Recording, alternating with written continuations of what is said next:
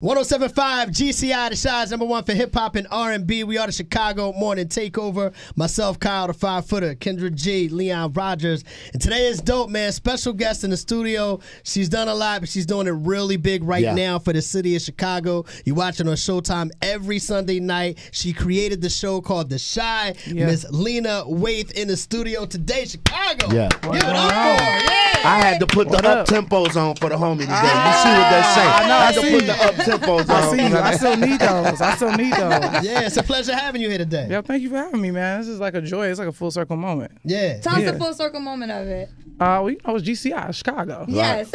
It's the staple. Thank you. You know Yeah. So let's talk about The Shy because I know you've been doing stuff prior to that, but you know The Shy right now, we love it so much because it's all about the city of Chicago. Yeah. And I want to premiere, but I want you to kind of talk about again like what prompted you and Common to join together to create The Shy. Well, the script was written. I wrote the script, and it was really kind of gaining a lot of traction in the industry, and people were just passing it around, which I was really grateful for. And it landed in Common's manager's hands, Derek Dudley, and they really just were the first to really pipe up and say, "Yo, we want to be a part of it. We want to get it done." And so I was like, okay, cool. I was like, let me set it up. Let me make sure it's ready to go, and I'll circle back with y'all. And so I did that. I kept seeing them out and about, and I was like, when I got it set up, I'm gonna make sure y'all bring y'all into the fold. And so that's what we did. And Common was really passionate about it. He was like, I've never read anything like this before. I've really been wanting to do something like this. And so we just kind of joined forces, and it just made sense to me. I was like, of course, he represents Chicago in my opinion. So he is Chicago. So we just got together, and Showtime really was like, yeah, this is amazing, and they've been a great partner ever since. So we just have to be rocking with them. When you say the script is floating around, how much time is it between the time when you wrote it and we actually get to see it on screen? How long had it been out there, just in the workings? Well, I wrote it fairly quickly, and kind of gave it to my reps and told them to send it out, and it just kind of took off. I mean, people really just responded to it really strongly, and a lot of different places wanted it. A lot of different people wanted to be a part of it, but I really wanted to be strategic about who I partnered with and who I got in bed with, because I was like, this is very special to me, and it's very specific. And so but it moved really quickly. Like, we did the first pilot probably like a year after I wrote the script. Gotcha. Mm-hmm. How hard was it for you as a writer to get the grittiness and the true feel of Chicago, but not glorify like the organizations and stuff in Chicago? Because some of the homies gonna be like, oh, why we ain't seeing them throwing up the 5 or the rakes and all that. How hard is it to separate that balance? Well, no, I don't think you can do that just because it'll kind of date the show. I mean, like, things change so quickly, so you don't ever want to get caught in those kind of specifics unless you're making a show specifically about that. Yeah. And the thing is, I really want to show how much of a community Chicago feels like, how much of a small town it feels like.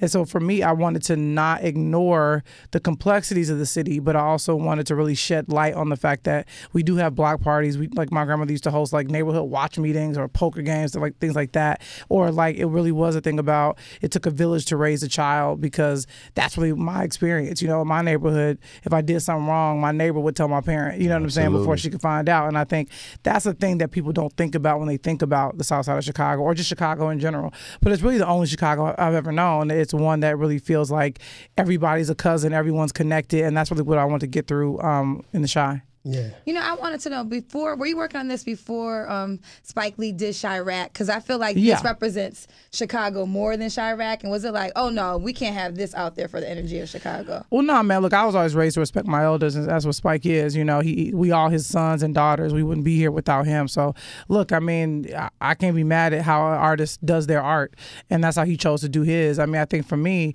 I just really felt like it was time to tell a story. I always feel like I'm a vessel for art, and I was reading a lot of Baldwin at the time, a lot of Langston Hughes, and watching the news, and Chicago was very much in the news about 3 or 4 years ago, and it was sort of, I think, just listening to God, and I think he was sort of telling me, this is the story that you need to tell, and so I told it. And so, but I don't care how many people tell their story of Chicago. If 5 different people told their story of Chicago, you're gonna get 5 different shows. And I think that's the thing that people got to understand is like, everybody has a different Chicago, and this is the Chicago through my lens, that's Chicago through his, and all of them are valid. Yeah. Again, Chicago, we're talking to Ms. Lena Waithe, hanging out with us today, the creator of The Chi, but you've done so much more. You were the first black woman to get outstanding writing for a comedy series. You got an Emmy for that. Yeah, That's man. big. Yeah. How was that? I can't even believe that you were the first. Yeah, it's real. Oh, yeah. Yeah, I mean, it's phenomenal. I mean, I think for me, it's always been about putting my head down and doing the work. And I'm married to the craft. I study it still. I'm still a student. I don't think that I'm resting on any laurels or anything like that. I'm always trying to be the greatest. I think that's always my mission, and to make work that's lasting. And the Thanksgiving episode, I never would have thought that it would even take on a life of its own. A story just about a black girl coming out to her family. It really just kind of took people, really touched people. And I thought, this is going to be the black episode of season 2 of Master of None. Right. And then it sort of really had a much bigger meaning. And I didn't even realize that was historic, because you've never even really seen a black woman come out on television. Right. Yeah. So, but look at big ups to Aziz and Alan for saying, yo, we need to do this episode. Big ups to Angela Bassett for coming through and just raising the whole game, and Melina Masukis, who does a phenomenal job directing the episode. I mean, it's to me, that moment was bigger than me and bigger than an episode of television. It was really about, I think, society taking a large leap forward. So I was just grateful, again, just to be a vessel.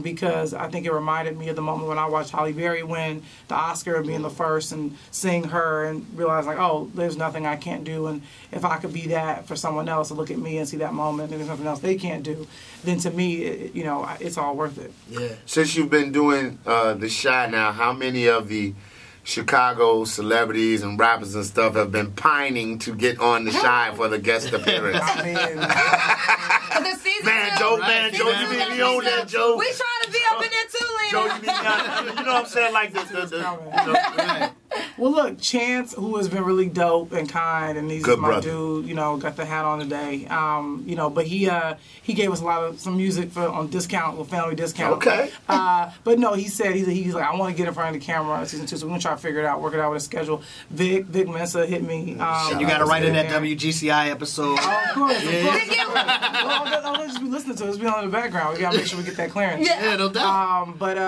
Vic for sure.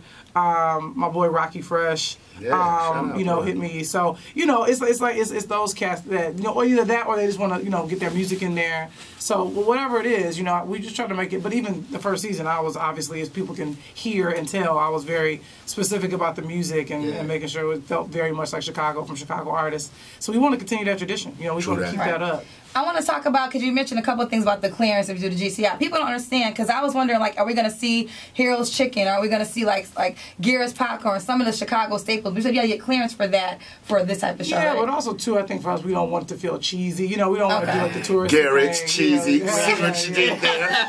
All right. Right. You know what I'm saying? It's not like, it's Chicago, so let's show these staple things. It's like, no, it's like we try to make it feel like no matter what city you're in, that you can relate to it. Yeah. It just happens to be in Chicago. Yeah, how do you balance that? Because it is one of those situations where it's very specific to your experience in Chicago. Yeah. But when we look about what's taking place in the show, the violence, what I mean, the things that are happening in our community, it's happening in all of our black communities around the country. So how do you balance being Chicago specific but relating to everybody? I think, look, there's just certain things in terms of certain dialogue or certain slang or certain things like that are just very specific to the city. But, for us, we just try to make it a show about human beings and the humanity, and how it's easy to make, to go left. It's easy to get sort of be faced with a crossroads and not know what decision to make. And I think that's how we really want to phrase it for people, rather than thinking that it's just a bunch of, wild hooligans just running around. It's like, no, these are all human beings who have life experiences, who have maybe given circumstances that other people weren't, and they're doing the best they can with those circumstances. Right. So, I'm not trying to apologize for, violence or things that happen. I think what I'm just trying to do is humanize and just say, if by the grace of God, it could be you, out there with a gun in your waist, or trying to go get somebody back for doing something to you and things like that. And I think that's something that everybody can relate to. But yes, it is specific to Chicago, because this is just where I'm from. This is my city, and this is the story I want to tell. But I really hope that people can see themselves in it, regardless of where it's at. Yeah.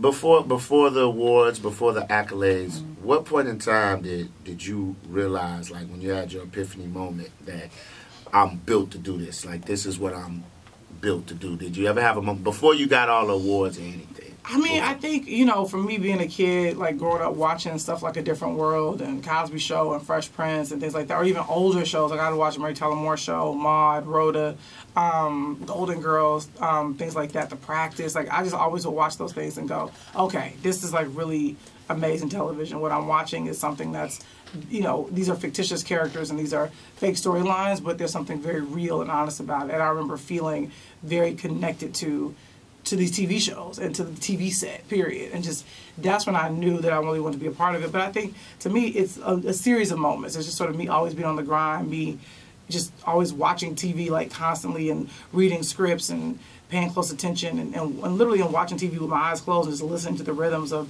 certain dialogue and certain shows and how certain shows talk faster than others and how certain shows move at a different pace, and just me really kind of figuring out what I wanted my voice to sound like and what I wanted my shows to feel like.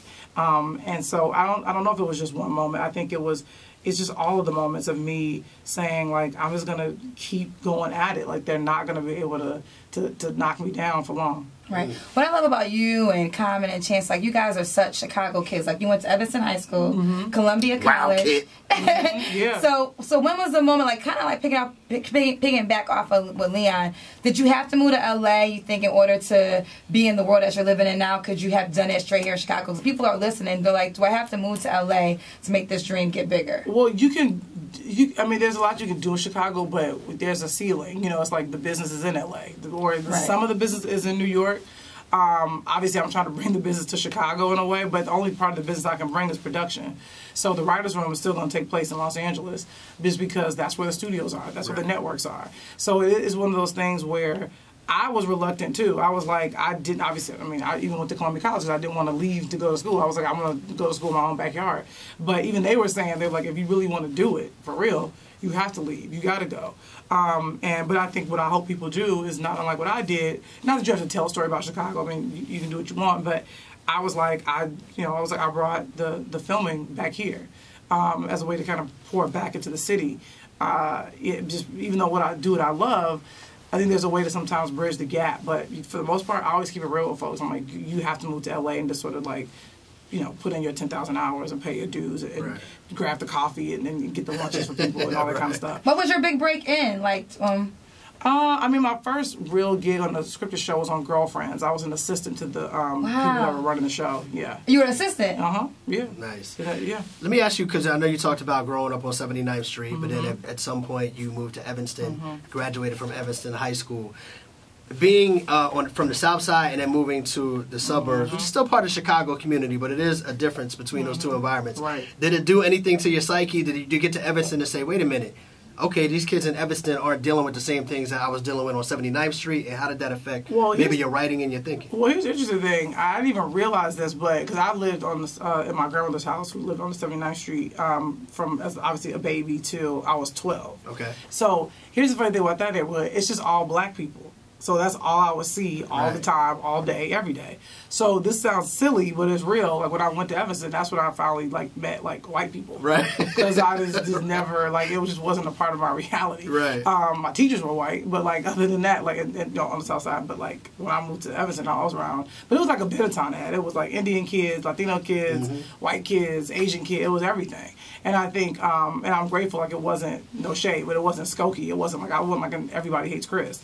But it was a mix, and I think that absolutely had an effect on how I walk through the world, my art, because I have a much greater perspective. I'm not just only influenced by black culture, but I was sort of influenced. I was exposed to other things and different music and different TV shows, and also just different experiences. Like I would go to kids' houses and oh, both y'all parents live here? Oh, okay.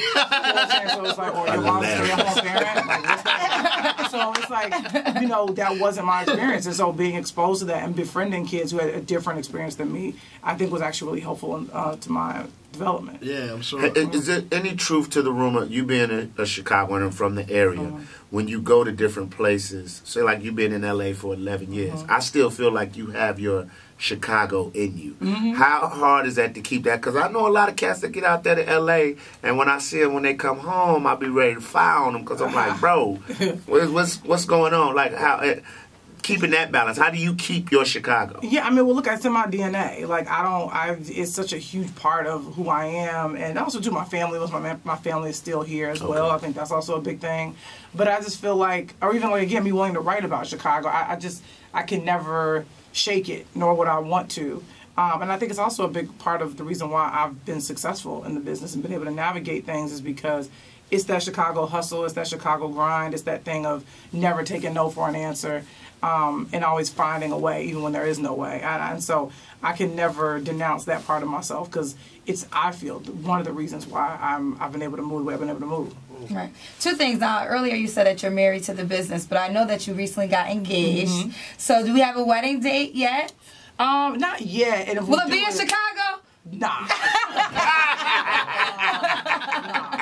I think because I've become, especially over the last year, like such a public person. I think for me, I kind of, we want to keep it really small. Okay. And just super intimate and private. Just because I think the public gets so much of me now, and I'm always out there. I think something like that you got to keep close to the chest. So we'll see. It'll happen. Y'all find out when it's done. Don't get married and let your work fall off like Usher did. You got married and start putting out whack albums. Don't let that happen. That's different because he's a singer, so he has to sing about looking for love and all kinds. Although he's married again now. Yeah, secretly married. I absolutely agree with on this because a lot of times when me and my wife argue, I have some of my best comedy shows ever. It's great material. True. Same. I mean, it's all fodder. Everything is copy. Yeah. It was also announced yesterday too that you a new pilot you have got picked up, 20s. Correct. With TBS. Mm-hmm. So tell us a little bit about that. Well, 20s is just really about, it's sort of loosely based on my 20s, although it'll be present day in Los Angeles. But it's really about this queer black girl who's aspiring television writer, and she has these two best friends, who's sort of loosely based on two of my friends, and their names are Nia and Marie. And it's about them in LA chasing their dreams in their 20s and just, talking trash every day and trying to figure it out. And there's never been a show in primetime television with an African-American queer character as a protagonist. So I'm really honored to be breaking that barrier and to be in the family with TBS. They've been really supportive. And I wrote this script before I wrote The Chi. So I've just been staying close to it. And then things happened in my career and folks were like, all right, what you trying to do next? And I said, I still want to do 20s. And TBS has just been a believer for a long time. And they've been a great partner. So we're ready to just dive in and make something really special. Yeah. Have you always been this comfortable in your skin? Because that's what I think I love the most about you is that you own who you are with no apologies. And I feel like there's sometimes people, you're open about your sexuality and people sometimes walk away from that. But you walk right into that door and I love that. I mean, I don't have a choice. I mean, I think, James Baldwin is one of my greatest heroes. So is Bayard Rustin, who was a civil rights leader who was very, very involved in the civil rights movement, who was an openly gay man, obviously black man when it was not popular. Same thing for Baldwin, so I feel like for me, I think it's my responsibility to stand in my own truth and to live my truth and to speak about it. Because to me, it's like if I'm an artist, I have to be completely vulnerable and completely honest and completely real. Otherwise, my work is going to feel fake. And some people don't, they can't always tell if something's fake or real. But I don't ever want to put anything out that doesn't feel authentic or doesn't feel like me. And so I can't put some stuff out if I'm not walking through the world like myself. So I just think it's always important to be me and to do you for real. Because when you don't, I just think you're not really going to reach your highest potential. Speaking of doing you, we live in this world right now, especially with social media and the internet, where everybody wants to be a star. Mm-hmm. Everybody wants to be in front of the camera. They want to be seen, this, that, and the third. Right. But you're making your way. You're making your living as a writer, as a producer, as somebody who's creating the content. Right. Can you speak to, I guess the idea of that we don't always have to be in front of the camera to be successful. You know what I mean? And people have other avenues to get into this business. Right, absolutely. I mean, and I'm a person people met me first as an actor, on a television show, although I was a writer and has been writing for years. But I will say, me being an actor actually helped the writing part of my career because people were like, "Oh, you're that girl from that show that I come in. Well, yeah, what do you picture? What do you got?" Right. And so luckily, the scripts, stood up to their to what their expectations were. But my thing is absolutely, I think I really want, particularly people of color, to look at the business in its entirety. And there's costume departments, there's there's makeup, there's hair, there's set design, there's also too on this the executive side. We need more people of color as as execs or as agents or managers or lawyers. So I know people always feel, oh, it's so fancy or isn't it cool and fly. It's like, it's still a job at the end of the day, and actually it's even more exhausting than some of those other jobs. And some of the other jobs, you make more money than some of the people in front of the camera. You'd be surprised. Right, your checks are bigger. Yeah, exactly. And I think, because I'm getting, multiple. Double dipping. Right. I got multiple jobs, but people don't realize those agents, like, they make more than their clients sometimes. Right. That's not always the best thing, but it's real. So I think I'm really, really hoping people listen and, like, take what I'm saying to heart. Is if you want to be in the business, really learn about the business and learn about all the different areas of the business, because there's so many. It takes so many. When you walk onto a set, whether it be a TV set or a movie set, there's like thousands of people that are there, because it takes so many people to get like one movie or one TV show made. And I think that the people in front of the camera and the people like just behind it are just the tip of the iceberg. I mean, there's so many other jobs, and people thrive, and people of color, have always thrived in those different areas, like Ruth Carter, who does the costuming in Black Panther and so many other million other movies. But it's like get in where you fit in and really learn what your passion is, because I think a lot of people are trying to do the thing because they think it's cool because it sounds dope. Right. Like, yeah, I want to be an actor. Yeah, I want to be a singer. Yeah, I want to be a director. But I'm like, well, have you been to acting classes? Have you have a vocal coach? Like, have you gone to film school? And I know that's not always feasible for everybody, but I always say, don't just say you want to do it, but learn it. Right. For real. Because if you know the craft, then they can't stop you. But if you're just saying you want to do something, you and everybody else. Right. What's the difference between you and them? Then when you see that key grip and them gaffers get into their Benzes and pull off, you're like, what the hell is a gaffer? I want to do that. I want to be a key grip. Yeah. Does that sound good? Right. So okay, off the serious stuff, I got to ask you, because I always look at guests' feet when they come through the door, and I judge them. I'm not going to even lie, but I see you got the black cement on threes. Man, come on. So you're a sneakerhead? You're into the sneaker culture heavy? I mean, I'm from here. Okay, well, I have a choice. But I've been very, very blessed. I got some relationships with the JB and and Nike and those cats. So they've been very kind. They gift me things. What's your dopest pair of kicks that you be like, okay, I keep these on the shelf till it's time to really step out on them? What's the dopest pair of kicks you got? Those Cause 4s. Okay. Those, about $750 right now, resale. Keep those tucked away. Those Virgil Off-White ones. Off-White, Off-White, about $1,000, $1,200. Yeah. Okay, Lena, talk to him. Yeah, get more money than you. Yeah, right? Get more money than you. And those Yeezy boots. You got the Yeezy 750, the 750, the old joints. I got the 750s, and also I got some of the I got the zebra joints as well. So some of those we keep in the safe. Okay, keep them fresh. And break one to wear, one to stare. One pair to wear, one to stare. You know what? I actually tend not to. These I doubled up on, but I tend not to double up on too many, because I do like to wear them, and I take them to Jason Mark, get them clean, all that kind of stuff, and keep them right. Right. Y'all don't know about you sneakerhead. Step your game up. She takes them to Jason Mark. Y'all go buy the little packs in the store. She goes to Jason Mark. Stop playing, man. I'm out here in Foot Locker buying crap. So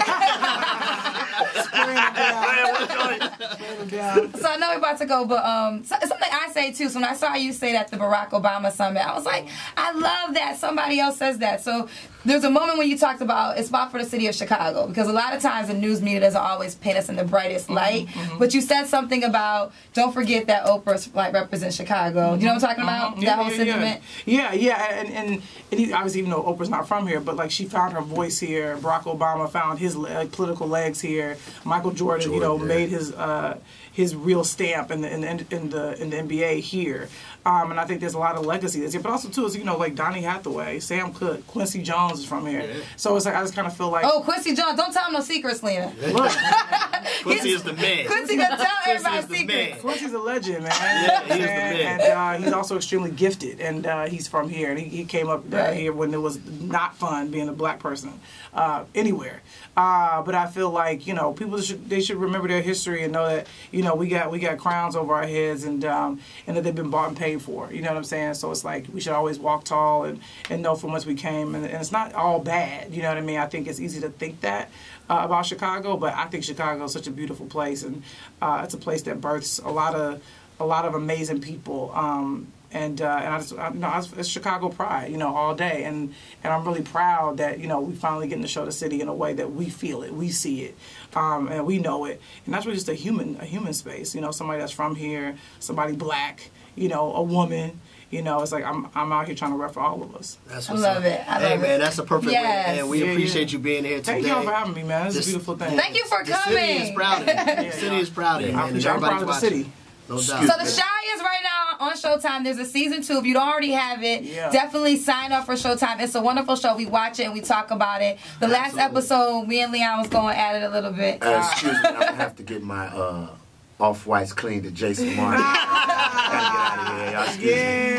Chicago. My shoes are waiting Showtime in the limo. every Sunday. Yes. If you ain't got it, we always try to put these free trials out. You just go in and try to get the free trial. Put my name in, Lena, Lena. Because I know some folks, it's hard out there.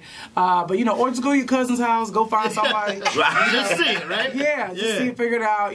But we trying to do it for the city. So let's just keep building up this legacy. Lena Waithe hanging out with us today on the Chicago Morning Takeover. We appreciate you. One more thing, it doesn't necessarily have to go in an interview, but if I could ask you this on the mic. In a couple of weeks, we're supposed to have the kids come up here and talk with us. What makes these kids on the Chi so special? Yeah, they're supposed to come up here. Oh, my God. Well, the kids are, Alex, Shimon, my boy who plays Jake. They're the heart of the show, and they're also my favorite characters to write for. Yeah. Because there's a lot of me in them. When I was a kid, I was cursing up a storm and wild, and had a single mom, and we didn't hover, so I got to kind of get into stuff I shouldn't have gotten into. Latchkey kid. No, yeah, it's real. So I just feel like they really, Alex is not from Chicago, but the other two are local Chicago kids, and I think they bring that. Every time you see them on the screen, with their cadence and their little swag and how they get down. It's just natural. It's something I can't teach anybody. And I'm just so grateful that we got them on screen. They're doing just something positive, and they're just naturally talented. They actually haven't been trained, and it's just natural, raw talent, and they bring it every take, every time. They keep me laughing. They're like my little brothers, and they're just my favorite. They're my favorite people to kick it with whenever I'm on set. So I'm glad you're going to have them up here. Tell them to watch their language. But I love them. I love each and every one of them. And they're my guys. They flew out to L.A. for the premiere as well. And they were they were the stars of the party. I love them. That had to be a wonderful experience for them. Amazing. And their parents and their families. I'm just grateful to have them in my life, not beyond the show. And I'm going to look after them for forever. Oh, that's so sweet. Which shoes did you have on at that event?